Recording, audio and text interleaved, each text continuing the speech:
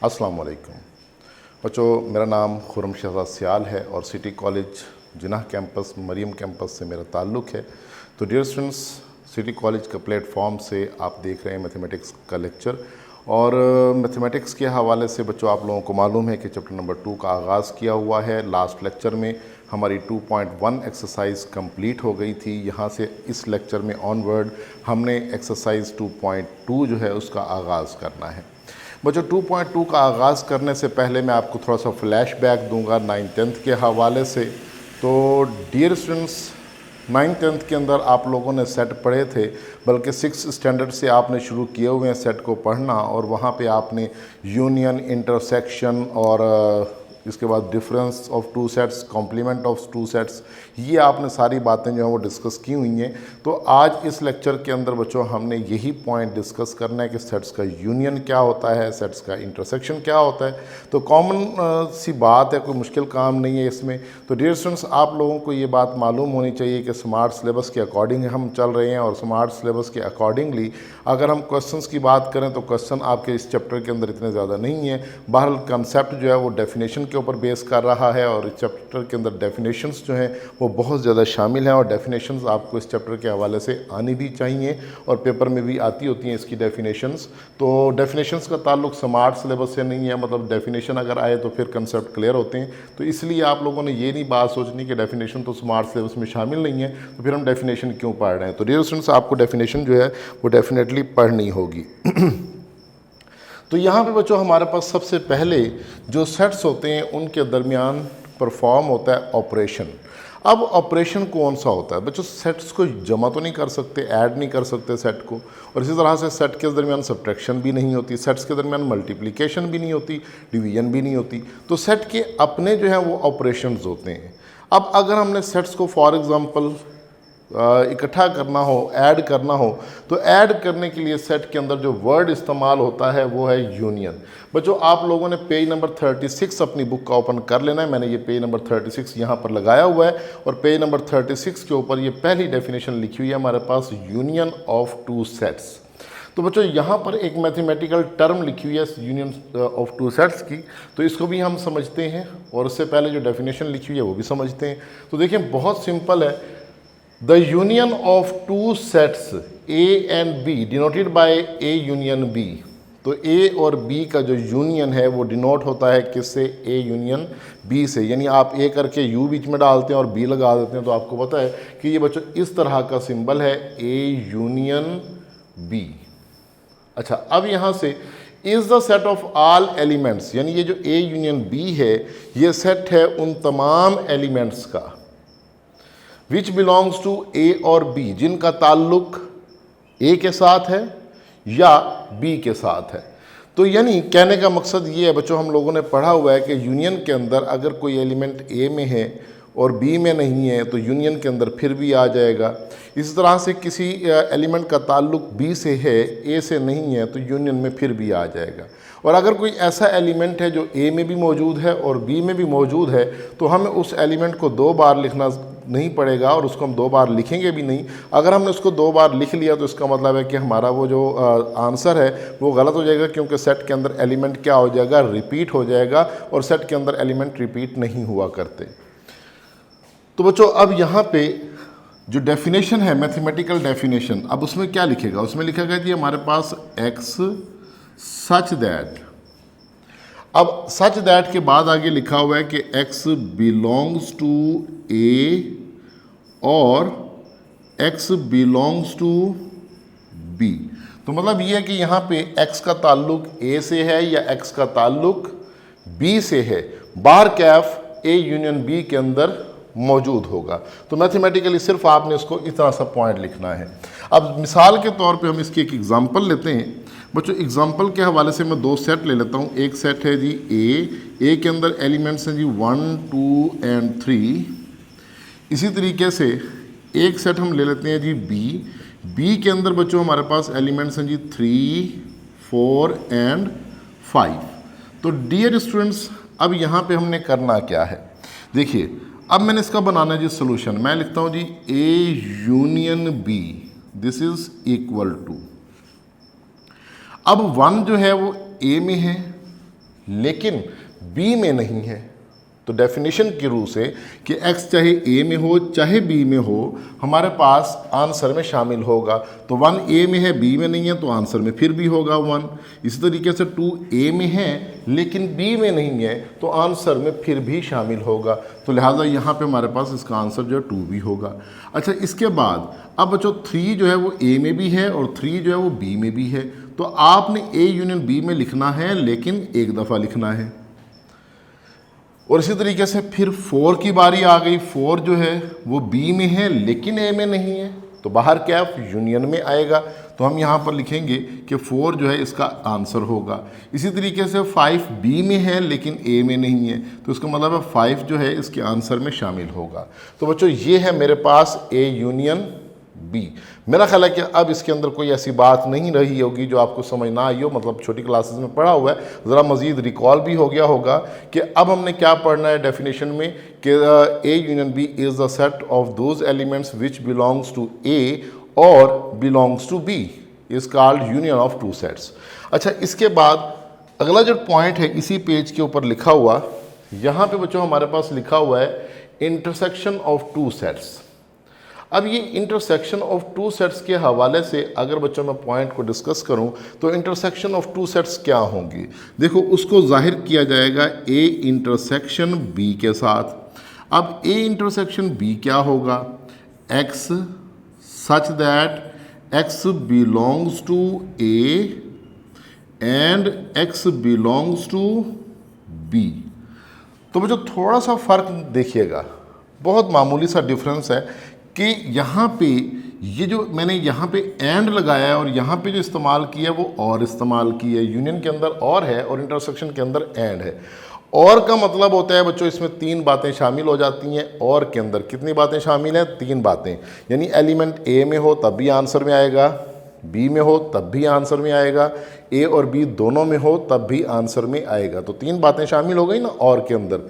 तो अब एंड जो है इसके अंदर सिर्फ एक बात शामिल होगी कि ऐसा एलिमेंट जो A में भी हो और B में भी हो, यानी दोनों में हो, तो आंसर इंटरसेक्शन में आएगा, वरना इंटरसेक्शन में नहीं आएगा। तो इसका मतलब ये हुआ कि अब अगर मैं यहाँ से इसको मैं कैलकुलेट करूँ तो मेरे पास A इंटरसेक्शन B बच्चों क्या होगा, यही 2 सेट जो पहले से मैंने A और B ले रखे हैं इन्हीं से मैं निकाल लेता हूँ A intersection B।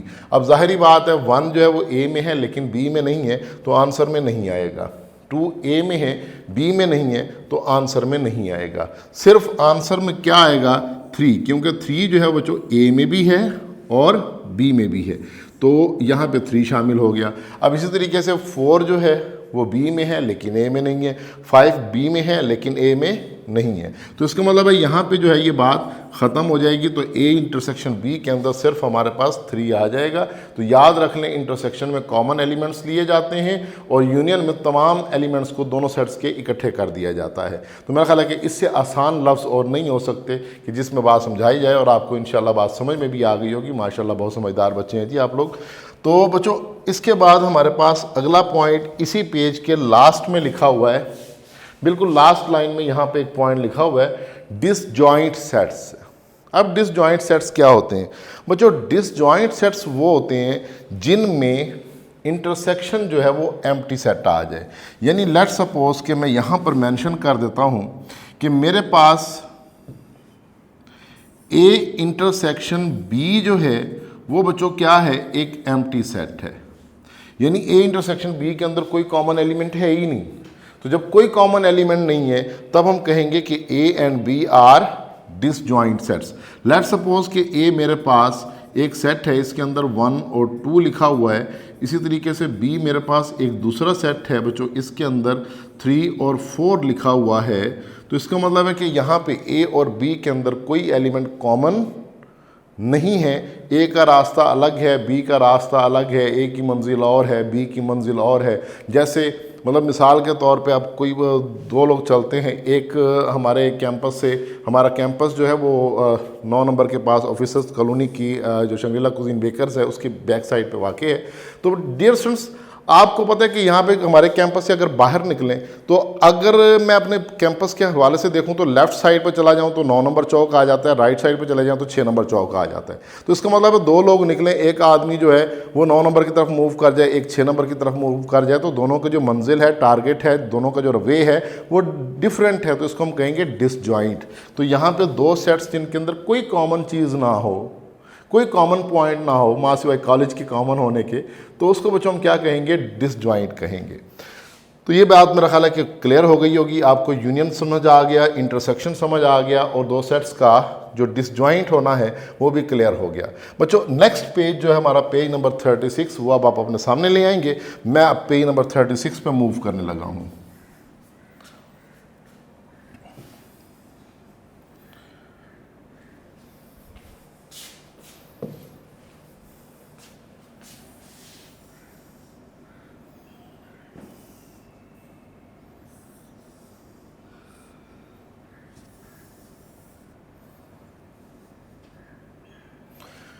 Ji dear students, मैंने अपना पेज ओपन कर लिया है। आप लोगों ने भी इतनी देर में पेज ओपन कर लिया होगा जितनी देर में मैंने अपना पेज सेटल डाउन किया है। तो डियर स्टूडेंट्स, अब यहाँ से आगे जो नेक्स्ट हमारे पास पॉइंट है वो है ओवरलैपिंग सेट्स का। ये आपके पेज नंबर 37 पर एक हेडिंग लगी हुई है ओवरलैपिंग सेट्स की। सेट्स ओवरलैप कब करते हैं? जाहिर बात है जब उनमें कुछ ना कुछ क्या हो, कॉमन हो, उसे हम क्या कहते हैं, ओवरलैपिंग सेट्स। मिसाल के तौर पे देखो, मेरे पास एक सेट जो है ए मौजूद है, इसके अंदर एलिमेंट्स जो हैं वो 1, 2, 3 और 4 ये मौजूद हैं। इसी तरीके से एक सेट बी हमारे पास मौजूद है, इसके अंदर एलिमेंट्स 3, 4 और 5 मौजूद हैं। तो बच्चों अगर आप ज़रा गौर करें तो यहाँ पे ए के सारे एलिमेंट बी में मौजूद नहीं है, यानी A is not subset of B.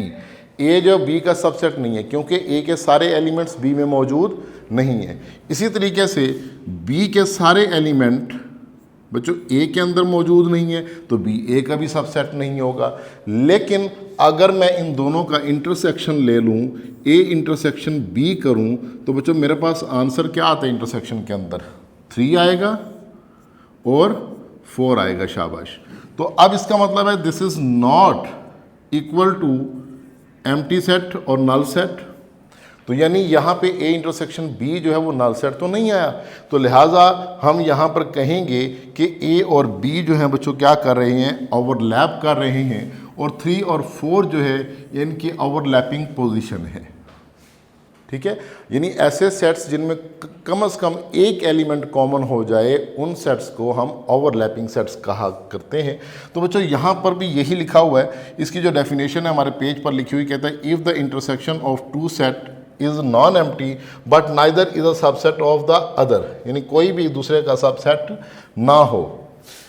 तो यहाँ से आगे लिखा हुआ है the sets are called overlapping sets. तो ऐसे सेट्स को ओवरलैपिंग कहा जाता है, और उसके आगे फिर उसने एग्जांपल एल और एम के साथ दी हुई है, वो आप देख लेंगे, आपको मैंने समझा दी है बात। इसके बाद नेक्स्ट हमारे पास है जी बच्चों अगली हेडिंग इसी पेज पर लिखी हुई है, वो है कॉम्प्लीमेंट ऑफ सेट। सेट का जो कॉम्प्लीमेंट होता है उसके ऊपर। बच्चों अगर कॉम्प्लीमेंट का हम लफ्ज़ी मतलब ले लें तो कॉम्प्लीमेंट का जो लफ्ज़ी मतलब होता है वो होता है किसी की बात को निगेट करना, किसी की हम कहते हैं ना कॉम्प्लीमेंट दीजिए, मतलब कॉम्प्लीमेंट का मतलब होता है कि मेरी इख्तलाफ राय में जो आपकी बात बनती है वो आप मुझे बताएं क्या है। ठीक है, मतलब मुझ पे आप तनकीद कर सकते हैं। तो जब हम कहते हैं कॉम्प्लीमेंट दीजिए तो हम उस बंदे को इजाज़त दे रहे होते हैं कि वो तनकीद कर सकता है, हमारे काम के अंदर उसको निगेट कर सकता है। तो यहाँ पे जो कॉम्प्लीमेंट होता है उसका मतलब भी मैथमेटिक्स में यही होता है कि आपने सेट के एलिमेंट से अपोजिट चलना है। लेट्स सपोज बच्चों हमने प्रीवियस लेक्चर्स के अंदर ये डिस्कशन की थी कि हमारे पास जो यूनिवर्सल सेट होता है वो क्या होता है, in the system of set the biggest set which contain all sets in itself is called universal set. तो बच्चों यूनिवर्सल सेट हर सेट का मौजूद होता है, चाहे वो हमें दिखाई दे रहा हो या दिखाई ना दे रहा हो, तो इसका मतलब है यूनिवर्सल सेट होता है। तो अगर हम यूनिवर्सल में से किसी भी सेट को निकाल दें तो बाकी जो यूनिवर्सल में बच जाता है उसको हम कॉम्प्लीमेंट का नाम देते हैं। तो कॉम्प्लीमेंट के हवाले से मेरे पास लिखा हुआ है देखें डेफिनेशन जो यहाँ पे बुक के अंदर मेंशन की गई है बच्चों, उसमें ये लिखा गया है कि ए डैश से हम इसको जाहिर करते हैं और ए डैश बराबर होता है हमारे पास एक्स उन एलिमेंट्स का सेट जिनका ताल्लुक यू से तो होता है, यानी यूनिवर्सल सेट से तो होता है, बट उन एक्स का ताल्लुक ए से नहीं होता। ठीक है जी, तो इस तरह से हम उसका कॉम्प्लीमेंट लेते हैं। यानी दूसरे लफ्ज़ों में बच्चों अगर मैं इसको मज़ीद एक्सप्लेन करूं तो ए कॉम्प्लीमेंट हमारे पास इक्वल होता है यूनिवर्सल सेट डिफरेंसेस ए। तो ये है जी हमारे पास कॉम्प्लीमेंट। अब हम फ़र्ज़ कर लेते हैं कि हमारे पास एक यूनिवर्सल सेट है। मैं यहाँ पे ज़रा मेंशन करता हूँ, देखिए यूनिवर्सल सेट मेरे पास एक मौजूद है, इसके अंदर एलिमेंट्स 1 2 3 4 मौजूद हैं और ए एक और सेट है, इसके अंदर एलिमेंट्स 2 और 4 रखे हुए हैं। अब आपने क्या करना है, ए का कॉम्प्लीमेंट मालूम करना है। तो बच्चों आप लोगों ने करना ये होगा कि यूनिवर्सल में से ए को माइनस करना होगा, यानी आप लिखेंगे यहाँ पर A complement is equal to, अब यूनिवर्सल सेट क्या है 1 2 3 4, इसमें से आपने निकाल देना है ए को। ए के एलिमेंट क्या है 2 और 4, तो इसका मतलब है हमारे पास जो ए कॉम्प्लीमेंट बनेगा बच्चों वो बनेगा क्या चीज़, देखें 2 और 4, ये आप लोग जहन में रखें कि इनको हमने कैंसिल कर दिया। अच्छा इसको काटना नहीं है, फिजिकली आप लोगों ने पेपर में नहीं काट देना, जैसे मैंने यहाँ पे काटा है, ये मैंने आपको समझाने के लिए काटा है बेटे, आप लोगों ने फिजिकली नहीं काट देना। मतलब मैंने ये कहा है कि 2 को छोड़ दें और 4 को छोड़ दें, बाकी जो पहले सेट यूनिवर्सल में बचा है वो बच्चों आपका क्या है, आंसर है 1 और 3। This is the complement of ए।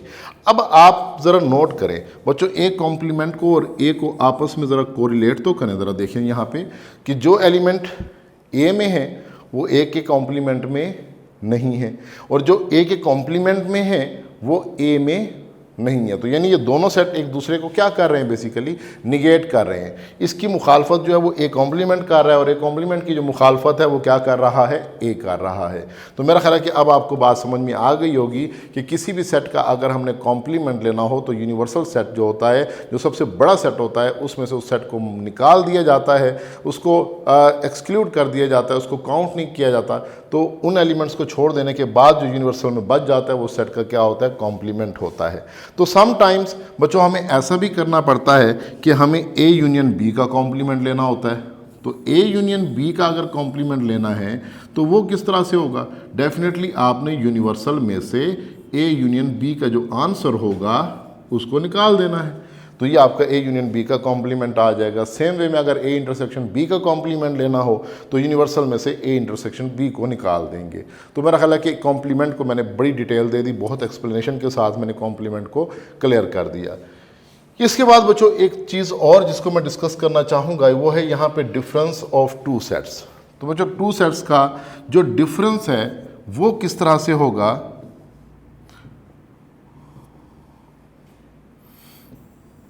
देखिए जी यहाँ पे डिफरेंस ऑफ 2 सेट्स जो है बच्चों उसको ज़रा देख लेते हैं। मैं स्लाइड चेंज नहीं कर रहा ताकि हमारा जो है बात क्लियर हो और दोबारा मुझे सेटिंग ना करनी पड़े, टाइम में अपना सेव कर लूँ। तो डियर स्टूडेंट्स अब यहाँ पर देखिए मैं 2 सेट्स का जो डिफरेंस है वो कैसे एक्सप्लेन करूँगा। बच्चों सेट्स के जो डिफरेंस होता है उसको डिनोट किया जाता है ए डिफरेंसेस बी के साथ, या इसको समटाइम्स ए डिफरेंसेस बी इस तरह से भी लिख लिया जाता है। ठीक हो गया जी। तो अब सवाल ये पैदा होता है कि इसकी जो डेफिनेशन है वो क्या है, किस तरीके से हम इसको एक्सप्लेन करते हैं। तो बच्चों हम यहाँ पर लिखते हैं कि इसका answer x such that x belongs to a but x does not belongs to b। यानी ये a डिफरेंसेस b उन एलिमेंट्स का सेट होगा जो A में तो होंगे लेकिन B में नहीं होंगे। तो बच्चों यहाँ पे इस पॉइंट को ज़रा नोट करना है। मैंने यहाँ पे मेंशन किया A डिफरेंसेस B, तो मतलब ये हुआ कि उन एलिमेंट्स का सेट जो A में तो हों लेकिन B के अंदर मौजूद ना हो, तो उन एलिमेंट्स के सेट को हम नाम देते हैं A डिफरेंसेस B का। अच्छा इसके बरक्स अगर डियर स्टूडेंट्स हमारे पास आ जाए B डिफरेंसेस A, तो बी डिफरेंसेस ए क्या होगा, तो इसमें आप लिखोगे कि x such that x belongs to B but x does not belongs to A. तो डियर स्टूडेंट्स ये बात आप लोगों को क्लियर हो गई। तो अब देखो यहाँ पे जो पहली कंडीशन है, दोनों के अंदर डिफरेंस यहीं पे तो मौजूद है। अगर ए डिफरेंसेस बी है तो आपने लिखा x belongs to A but x does not belongs to B. अगर बी डिफरेंसेस ए है तो आपने लिखा x belongs to B but x does not belongs to A. तो यानी जो पहले सेट लिखा हुआ है इसके एलिमेंट्स लिए जाएंगे, दूसरा सेट जो लिखा हुआ है उसके एलिमेंट्स नहीं लिए जाएंगे। तो अब यहाँ पे बच्चों एक एग्जांपल लेते हैं, एग्जांपल के हवाले से हम उसका डिफरेंस कैलकुलेट करते हैं। तो यहाँ पे बच्चों ए मेरे पास एक सेट है, इसके अंदर एलिमेंट 1, 2 और 3 मौजूद है। इसी तरीके से बी हमारे पास एक और सेट है, इसके अंदर एलिमेंट्स 3, 4 और 5 जो है ये मौजूद है।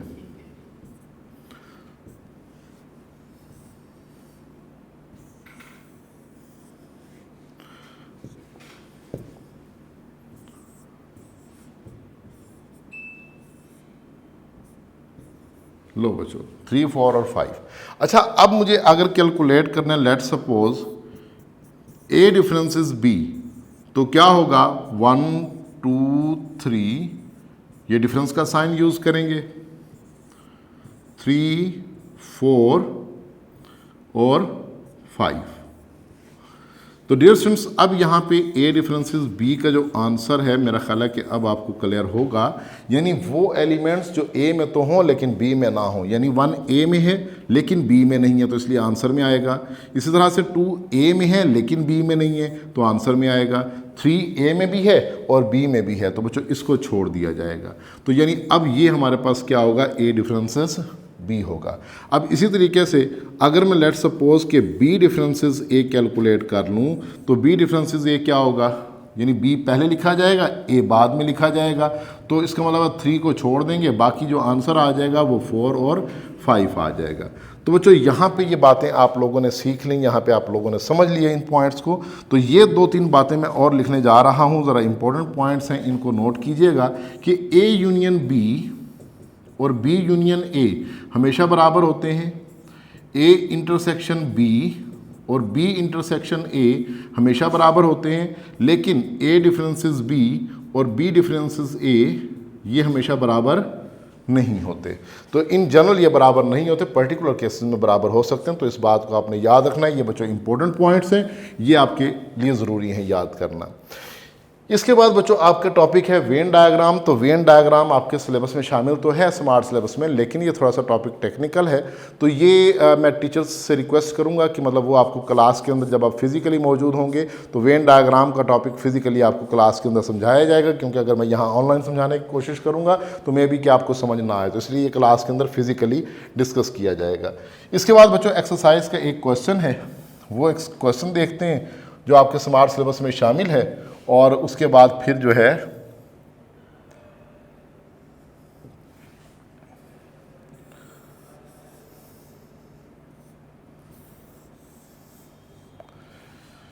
जी बच्चों यहाँ पे इस पूरी एक्सरसाइज 2.2 के अंदर सारे जो क्वेश्चंस हैं उनका ताल्लुक वेन डायग्राम से है।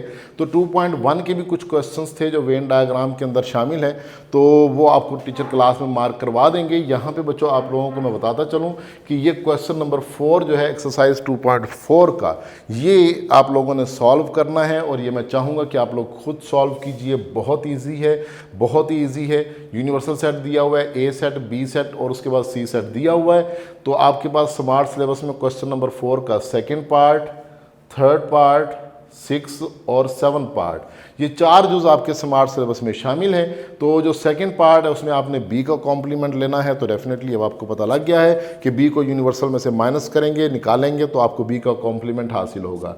फिर उसके बाद थर्ड पार्ट में ए और बी का यूनियन करना है, यूनियन भी आपको आता है। 6 पार्ट में आपको A complement union C complement करना है, यानी पहले आपने ए का कॉम्प्लीमेंट निकालना है, फिर सी का कॉम्प्लीमेंट निकालना है, फिर उन दोनों को यूनियन कर देना है। उसके बाद 7th पार्ट में ए का कॉम्प्लीमेंट यूनियन करना है सी के साथ। तो ये मैं एक्सप्लेन नहीं करूंगा, इसको आप लोगों ने खुद सॉल्व करना है, और इंशाल्लाह मैं इस उम्मीद के साथ ये क्वेश्चन आपके ज़िम्मे लगा रहा हूँ कि आप खुद सॉल्व कर लेंगे। तो बच्चों यहाँ पे हम अपने लेक्चर को क्लोज करते हैं और उसके साथ ही 2.2 एक्सरसाइज हमारी कंप्लीट हुई। और इसके जो वेन डायग्राम का पोर्शन है मैं फिर कह रहा हूँ कि आपके टीचर क्लास में आपको फिजिकली करवाएंगे। तो इंशाल्लाह नेक्स्ट लेक्चर में बच्चों अगली एक्सरसाइज के साथ आपसे मुलाकात होगी। तब तक के लिए इजाज़त देंगे। अल्लाह हाफ़िज़।